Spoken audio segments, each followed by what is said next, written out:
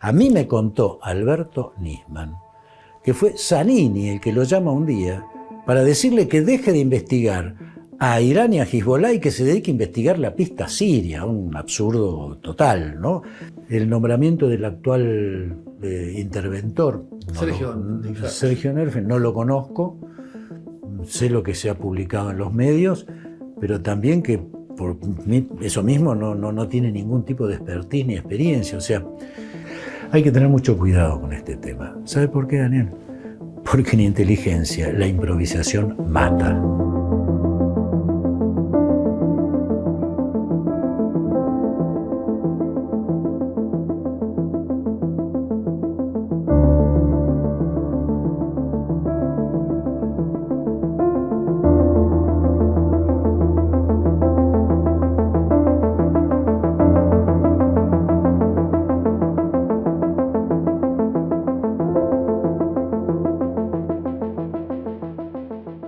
En el año 2003, cuando usted era el titular de la CIDE, ¿qué implicancia jurídica tuvo la presentación de este informe secreto que todo el mundo conoce como el informe Toma en la causa por el atentado contra la AMIA? Bueno, nosotros presentamos este informe formalmente a través de un oficio cuando estaba al frente de la investigación el juez Juan José Galeano. Inmediatamente fue incorporado a la causa y a partir de eso se intenta Galeano sacar las primeras pedidos de circulares rojas de Interpol para 5 personas que estaban involucradas, como señala el informe, en la decisión de volar la AMIA. Pero lo plantea como que era el pedido para detener internacionalmente a ciudadanos iraníes. Es decir, no había un claro involucramiento del Estado de Irán, del gobierno de Irán, como el efector real de los 2 atentados, el de la embajada y de Israel y de la AMIA.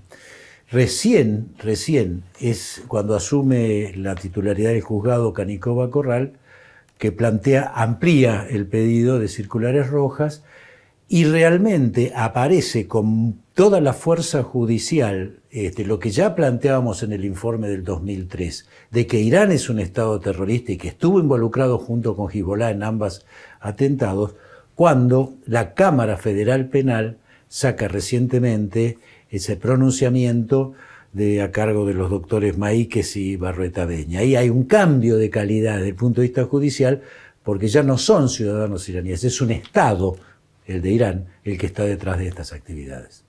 En el 2003, para producir este informe, que se hizo público esta semana, usted intervino lo que se llamaba la Sala Patria, sí, que era un grupo de inteligencia dentro de la CIDE que había creado Hugo Anzorregui, uno de sus antecesores, y le dio la confección del informe a Estiuso. ¿Por qué tomó, al director de operaciones, ¿no? Sí. ¿Por qué tomó esta decisión? A ver, a partir de 1994, la Secretaría de Inteligencia, por decreto de Carlos Menem, pasa a ser auxiliar de justicia. Entonces desarrolla distintas salas o mesas donde se investigaban distintos indicios y distintas instancias posibles. Todo eso constituía un plexo que no estaba de alguna manera unificado. Básicamente 2 eran los sectores que más habían trabajado en esto, contrainteligencia por un lado y Sala Patria por el otro. No se podían juntar porque había algunos conflictos y contradicciones, y la función del quien conduce cualquier estructura, y particularmente este tipo de estructura, es determinar en qué punto se resuelve ese conflicto interno para que se pueda avanzar. Bueno, eso fue lo que yo hice. Avanzamos muy fuerte. Estiuso participó, pero junto con un gran equipo que trabajó muy fuertemente, no solo en la sistematización y en juntar todas las piezas que estaban por separado, sino también en darle el carácter de judiciable, porque no se trata solo de un informe de inteligencia. Cada una de las afirmaciones que tiene el núcleo central o síntesis remite a una carpeta específica donde se desagrega lo que ahí se dice y además se agrega toda la prueba documental. En el 2003, ¿esto usted lo consultó con el presidente Duhalde?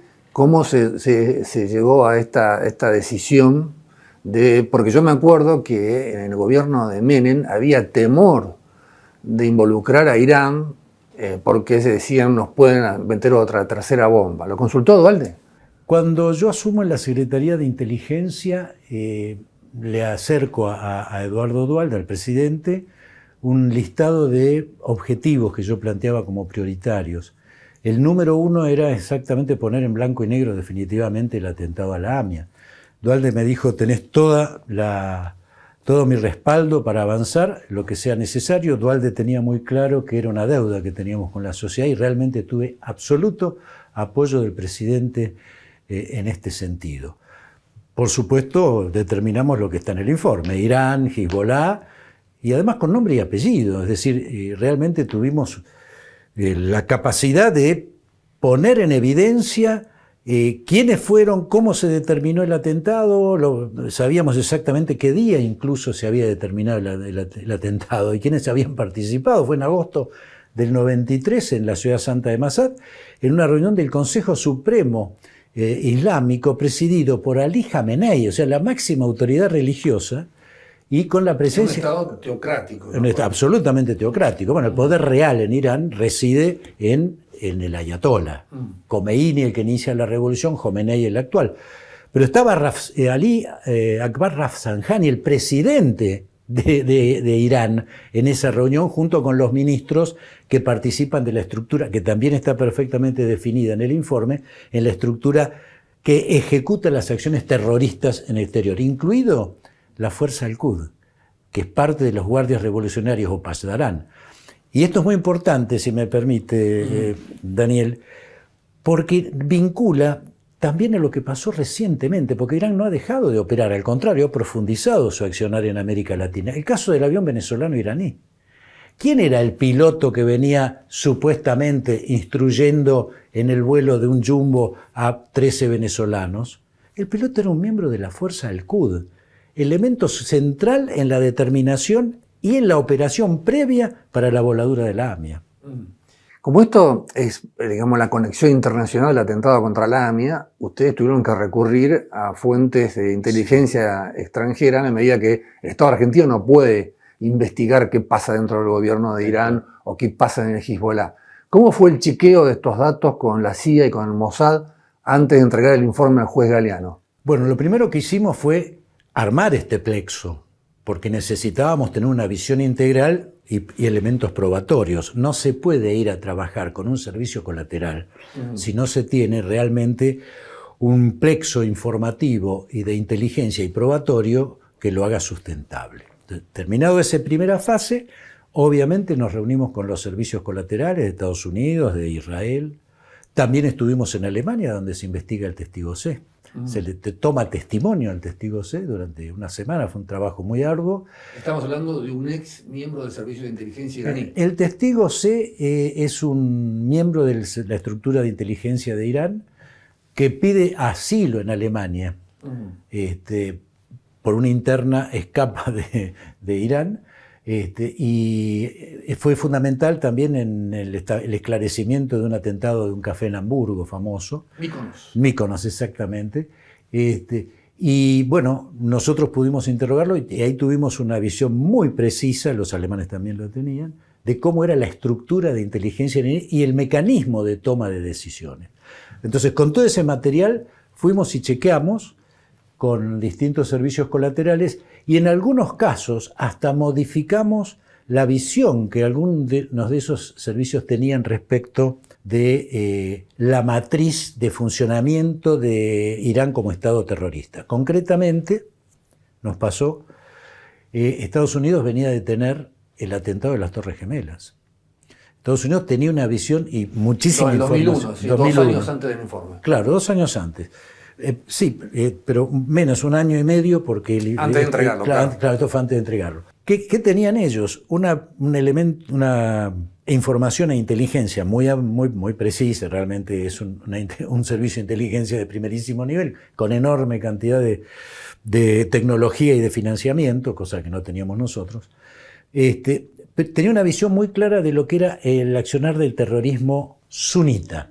¿Por qué? Porque Al-Qaeda es sunita. El islamismo se divide en sunitas y chiitas, que son los iraníes, ¿no? Que siempre se ponen de acuerdo cuando se trata de atacar a Israel, pero que actúan y a veces compiten y hasta se confrontan internamente. Es una vieja discusión hasta cultural y religiosa. Pero bueno, ¿qué le estaba faltando a Estados Unidos? Lo que nosotros podíamos aportar, y esto fue muy interesante, porque a ellos les faltaba todo lo que era la visión del terrorismo chiita. Esto es Irán, Hezbollah, etc. Hezbollah no había participado de la voladura de las torres, por esto que acabo de señalar de la diferencia entre sunitas y chiitas. Pero tener todo ese plexo informativo cerraba el cuadro completo de lo que era la operación terrorista en Medio Oriente. Ese fue un aporte importante. Por supuesto, también recibimos aportes de ellos en el chequeo y en la verificación de la información que nosotros teníamos. Igualmente ocurrió con Israel, ¿no? Tomás, usted le dio la confección del informe, la dirección del informe a Stiuso. Sin embargo, después otro gobierno peronista, Cristina Kirchner, le hizo 8 denuncias penales y usted sostiene que es el mejor oficial de inteligencia que ha conocido en su carrera. Sí. ¿Por qué sostiene esto? Bueno, porque lo he visto operar, lo he visto actuar, y lo que trabajó sistemáticamente, no solamente en el informe AMIA. Daniel, yo soy autor de la Ley de Seguridad Interior, que creó la Comisión Bicameral de Inteligencia. Era presidido durante muchísimos años, de manera que yo tenía un conocimiento muy grande, cuando llego a la Secretaría, de lo que era el mundo de la inteligencia, de cómo había trabajado y de quiénes eran los directores de mayor entidad. Desde esa época conocía internamente todo el proceso. O sea, mi opinión acerca de los diversos oficiales, no solo de Stiuso, es producto del control y el seguimiento durante mucho tiempo, por mi función como diputado, de control de los servicios, lo cual me sirvió después muchísimo en la parte ejecutiva. Pero no fue solo Stiuso, cuidado, el que hizo este informe. Había todo un equipo, cuyos nombres, por supuesto, me reservo, pero había abogados de primerísimo nivel que sobre la base de la investigación y de la estructura del trabajo y la metodología de inteligencia podían judicializar todo ese material, porque si no, no teníamos entidad para presentarlo ante la justicia, en este caso ante Galeano, y que tuviera realmente el efecto que tuvo en su momento, que permitió pedir las circulares rojas, por ejemplo. Ahora lo que se desclasificó es el informe central en base al decreto de clasificación 213 del año 2021. ¿Por qué no se desclasifican las carpetas adjuntas donde están los testimonios o toda esa prueba que usted dice que se judicializó con abogados de la CIDE? Sí, a ver, porque en esas carpetas figuran nombres de testigos, nombres de fuentes, metodologías de trabajo, identidades de agentes y de fuentes en el exterior. De manera que si eso que está presentado en la justicia, las partes accedieron a la totalidad de esto, lo que pasa es que dentro de la reserva del sumario. Si eso se desclasifica sin los testados pertinentes, que serían enormes, porque son casi 10.000 páginas, se estaría colocando en riesgo hasta la vida de muchas de las personas que colaboraron y cooperaron de distinta manera con la investigación. Ahora en la causa hay una discusión, después de esta resolución que tomó el juez Lijo de desclasificar el informe, donde algunas de las partes, como APEMIA, piden que la unidad de información, la unidad fiscal AMIA, el fiscal Basso, acceda a la base de datos total de la CIDE. ¿Eso, desde el punto de vista de inteligencia, se debería hacer, no se debería hacer? ¿Cuál es su opinión? Sí, por supuesto. De la misma manera que se manejó la Secretaría con el fiscal Nisman. A Nisman no se le tabicaba ningún tipo de información, al contrario. Era un permanente flujo de investigación, de información. Por supuesto, el fiscal también sabe de qué manera tiene que utilizarla y de mantener los protocolos de seguridad. El problema que hay acá, esto es muy importante señalarlo, es que cuando en el 2010 Cristina Fernández de Kirchner decide este giro geopolítico de realineamiento, alejamiento de Occidente y realineamiento con Irán, bueno, en América Latina, con los otros gobiernos autoritarios. Que terminó con la firma del pacto. Que termina el memorándum del 2013. Ya en el 2010 empieza a haber una fuerte presión sobre la estructura de inteligencia y sobre Nisman, para que dejen de investigar a Irán. Claro, era una piedra en el zapato para avanzar en esa línea. Más, a mí me contó Alberto Nisman que fue Zanini el que lo llama un día para decirle que deje de investigar a Irán y a Hezbollah y que se dedique a investigar la pista siria, un absurdo total, ¿no? Si bien es cierto que Siria... Eso que fue en el año 2010, 2013... no recuerdo exactamente la fecha, pero fue en 2012. El secretario general de la presidencia entonces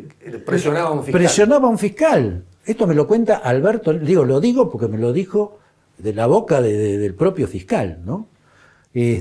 Bueno, obviamente Nisman se niega. También hay una presión sobre la Secretaría de Inteligencia para que deje de informar a Nisman, o que deje de ser auxiliar de la investigación de Nisman, cosa que no ocurre. Bueno, ¿cómo termina todo esto, Daniel? Ya lo sabemos. ¿A usted le consta que al Archer lo presionaron para...? Tengo información al respecto muy confiable. Que era el segundo... Que era el jefe real de la estructura, ¿no? De la Secretaría. El secretario de Inteligencia no... prácticamente no operaba. Ica Zuriaga, sí. Buena persona, yo fui compañero mío en la Cámara de Diputados, pero no tenía el control de la estructura.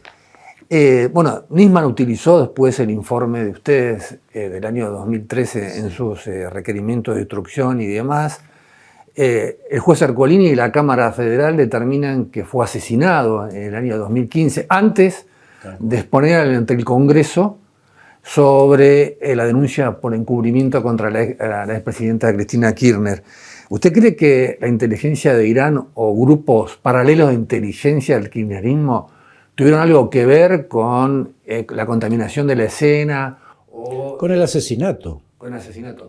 Yo no tengo pruebas, indicios, pero es obvio que para cometer un asesinato de esa índole se requieren dos cosas. Un grupo muy, muy especializado para la ejecución misma del hecho. No descarto que haya tenido que ver Irán a través de la fuerza del Quds, que está preparada para eso. Y obviamente una estructura interna que sirvió de apoyo para lo que es todo el ambiental previo y la determinación de las características. Yo no descarto que Lago Marcino, que además está involucrado en la causa, haya tenido que ver seriamente con dejar una pistola que tiene que ser trazable, si no la hipótesis del suicidio no funciona, Daniel. Esto está clarísimo.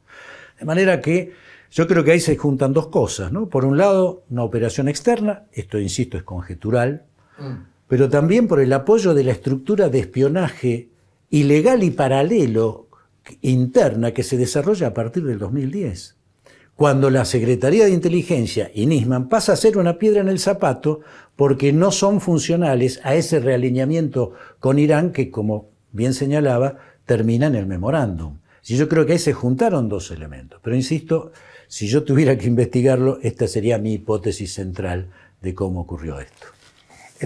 La causa AMIA parece una causa maldita porque pasó esto con Nisman. El juez Galeano, el primer juez del caso, terminó hace unas semanas confirmándose una condena a 4 años de prisión, igual que Mullen y Barbacia, los fiscales del caso, y Tellelín, el ex reducidor de autos que entregó la tráfico usada como cache de bomba, se le confirmó la absolución. ¿No es una contradicción política y jurídica que los que quisieron investigar están condenados y una pieza clave en el atentado contra la AMIA tenga una absolución? Sí, a ver, desde mi punto de vista, lo que pasa acá es, la pregunta central es, los que entregaron la tráfico, la van, digamos, ¿sabían que era para hacer un acto terrorista?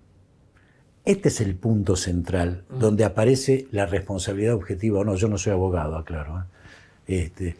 Pero ahí donde aparecería realmente que hay una complicidad. Ahora, que participaron consciente o inconscientemente, no hay duda, Daniel. Esto está clarísimo. Si no hubieran entregado la bala, bueno, posiblemente hubieran conseguido la bala en otro lado.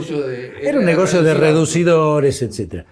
Obviamente yo creo que ahí sí tiene que haber una condena. Si son reducidores de auto y trabajan en conjunto con sectores corruptos de la policía, obviamente esos tipos son delincuentes, no pueden ser absueltos. Pero, digamos, si no se llega a comprobar que sabían que ese automóvil iba a ser utilizado en un atentado, no no veo que ahí aparezca el hecho de la complicidad. De todos modos, que son delincuentes, está claro. Pero hay contradicción lo que le pasó No, al sí, juez fiscal. sí. Y lamentablemente, lo de Galeano fue muy lamentable, porque, a ver, yo creo que él trabajó bien en la investigación, ¿no? Bueno, ocurrieron cuestiones que me parece que fueron luego muy mal manejadas, como el famoso caso del pago ese. Realmente recurrir a ese tipo de metodología para la actividad de inteligencia yo no la veo para nada conveniente. Y después se termina de esa manera, ¿no? A 30 años, ya casi estamos a 30 años del atentado contra la AMIA, ¿no? Creo que quedó claro, después de todas estas idas y venidas en la causa, que con el Código Procesal Penal, que está diseñado para delitos comunes, no se puede investigar un atentado terrorista internacional. ¿Para ustedes se debería sancionar algún tipo de ley, alguna modificación al Código Penal, o crear un juzgado federal específico en ese tema? Sin duda hay que actualizar la legislación, no solamente en términos de ser más específico, en términos de no diría solo el terrorismo, Daniel, de las nuevas amenazas. Nosotros venimos sosteniendo, desde nuestra militancia política, digamos, la necesidad de crear fueros específicos para el crimen organizado y el terrorismo. ¿Por qué? Y porque estas amenazas son novedosas, no tienen nada que ver, digamos, aparecen a posteriori y con una virulencia y un impacto muy fuerte, mucho después de la creación y la modificación tanto de los códigos de procedimiento como de los códigos penales.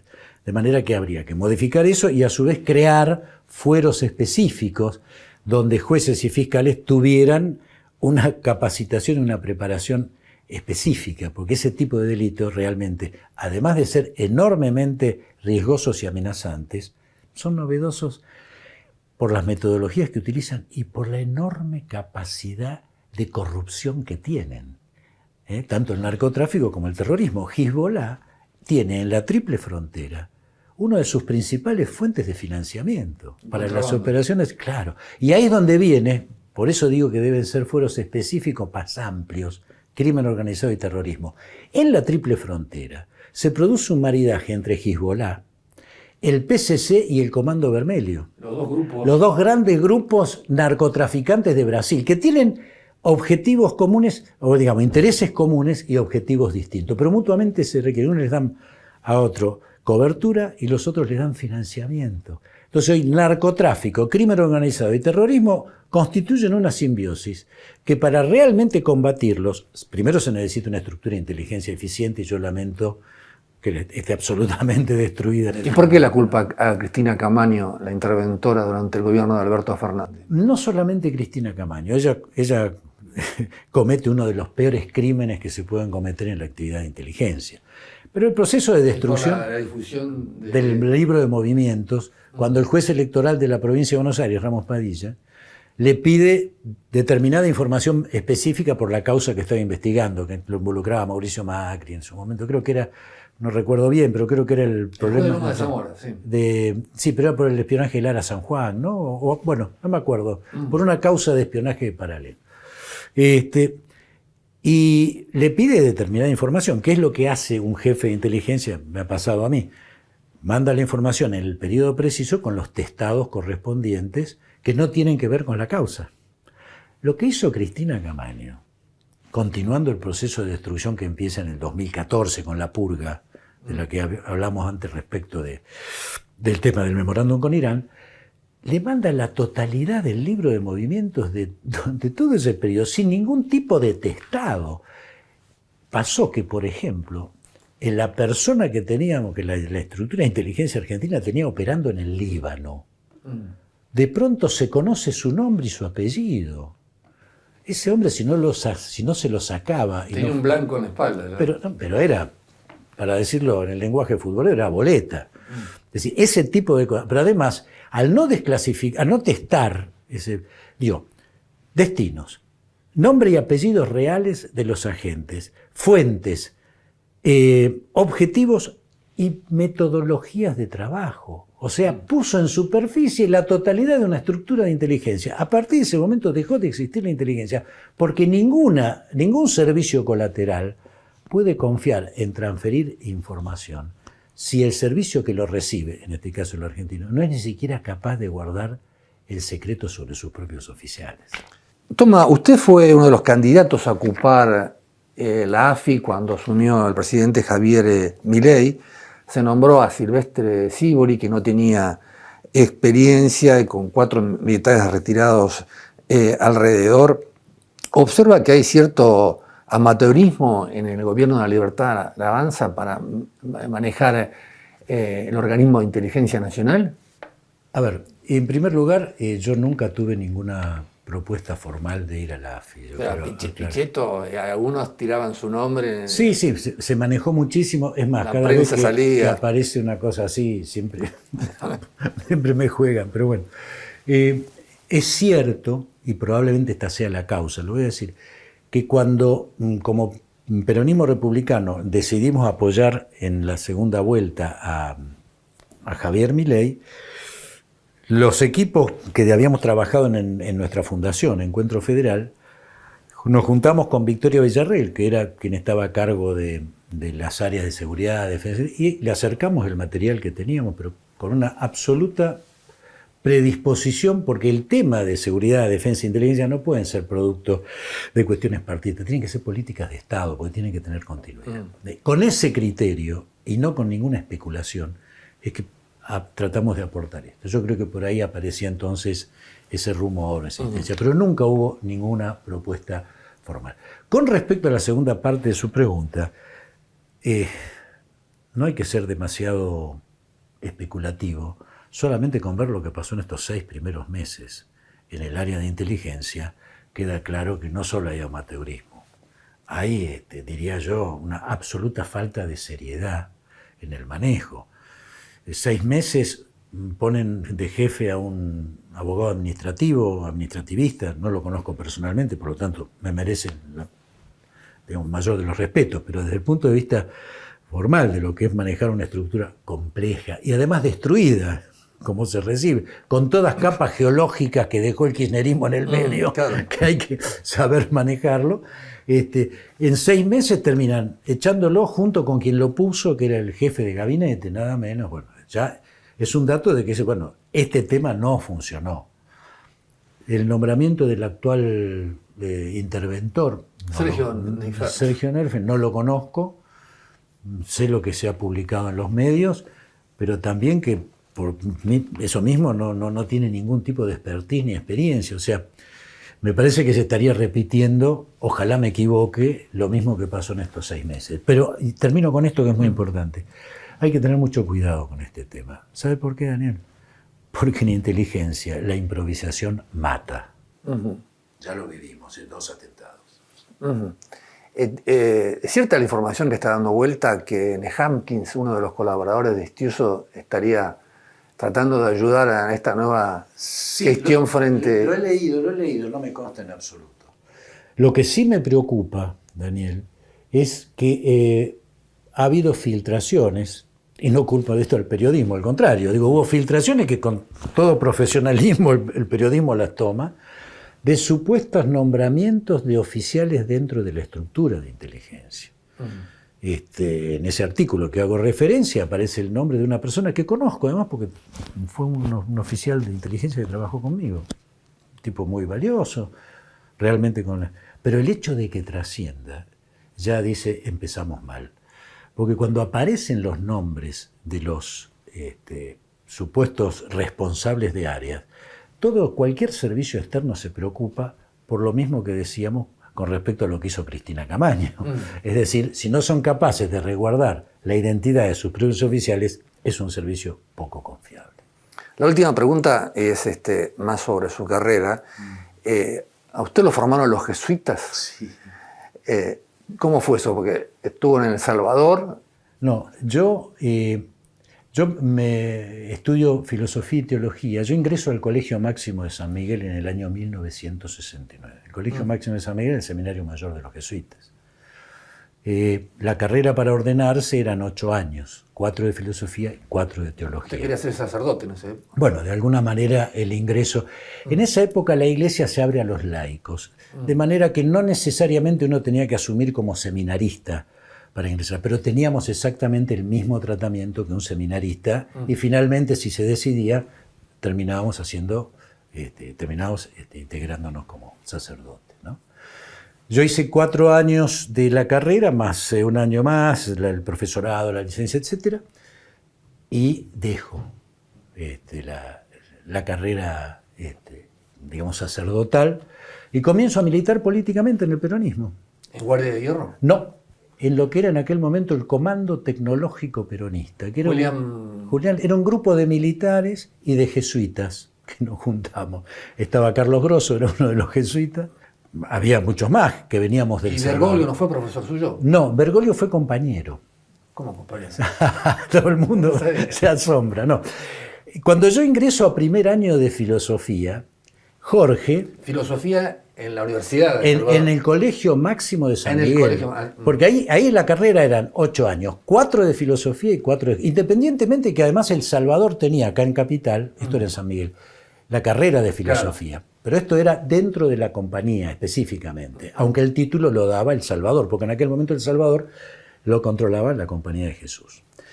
Cuando yo ingreso a primer año de filosofía en el 69, Jorge Bergoglio comienza su último año de teología. O sea, había 8 años de diferencia, más los 4 o 5 que él había hecho una carrera de químico, con lo cual ahí aparece el gap de casi 15 años que tenemos. Pero ¿qué pasa? En ese año, como entre filosofía y teología en el seminario éramos 28, 30, convivimos durante un año entero, pero como compañeros. Incluso hicimos, me acuerdo, un pequeño seminario sobre patrística, y lo hicimos juntos. ¿Qué es patrística? No. La patrística es el estudio de los filósofos definidos como padres de la Iglesia. ¿Santo Tomás y...? No, Santo Tomás y... no precisamente. Otros filósofos que operan durante la Edad Media y que retoman en gran medida a Agustín, San Agustín, pero van más atrás a Platón y Aristóteles y le dan a esto la conformación o la interpretación de la filosofía clásica desde la religión. Por eso se llama la patrística o padres de la Iglesia.